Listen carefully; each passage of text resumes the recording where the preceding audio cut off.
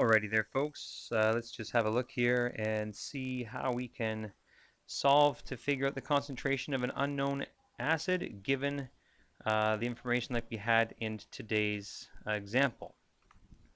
Alright, so here is the information you'd be given, like the initial and the final volume for how much base has been added, and you have a known amount of acid in the in the Erlenmeyer flask. So then we have the balanced equation as well.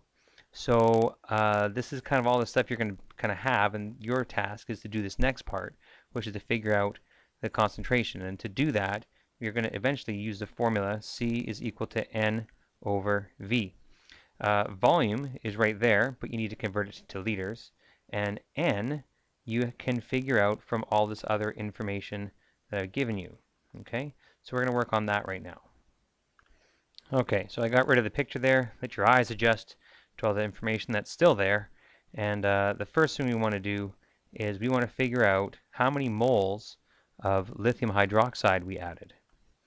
And to do that, we're going to use the same formula here. We're just going to rearrange it to solve for moles. In other words, N is equal to C times V. The concentration I've given you over there on the right, it's 0.215 moles per liter, or molar, same thing. And the volume that we added, we get from this information here. It tells you how much of the base I've actually added, specifically 22.85 milliliters. But I need to convert that to liters. So it's 0.02285 liters. And of course, if I do the calculation, my units cancel out, and I'm left with moles of lithium hydroxide.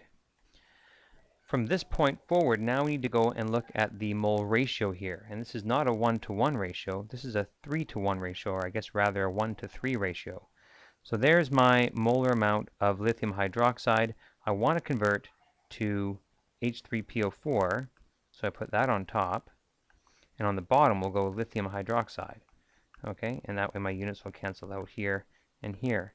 So then the numbers that go in there are from the balanced equation. In other words, 1-to-3 ratio. So in other words, I'm going to take my molar amount and divide it by 3, and that's how many moles of phosphoric acid I had. Okay, so 0.001638 moles of phosphoric acid. Again, I just got that by dividing my moles of lithium hydroxide by 3 because that was the mole ratio that we saw.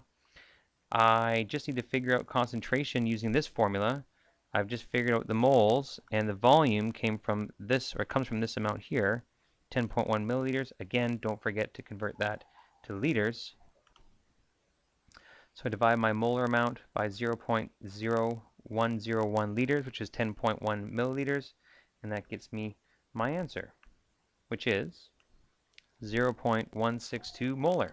Okay, 3 sig figs there, because I have 3 sig figs here, and everywhere else it looks like this is going to be 4 sig figs, but that's 3, so it can't be more than 3 anyways. Okay, that's how you got it. Hopefully that all made sense, and if not, you can watch the video again. Alrighty.